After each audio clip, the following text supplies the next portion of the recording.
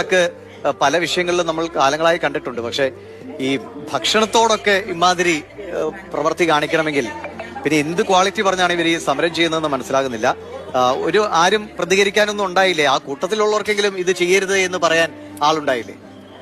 സഫായി പഠിപ്പ് മുടക്കിനിടെ സ്കൂളിലെ പാചക തൊഴിലാളിക്ക് നേരെയും കയ്യേറ്റമുണ്ടായി. Kannur Manathana government higher secondary സ്കൂളിലാണ് ഈ സംഭവം ഉണ്ടായത്. അമ്മമാര് പറയുന്നതിനെ കേൾക്കാം.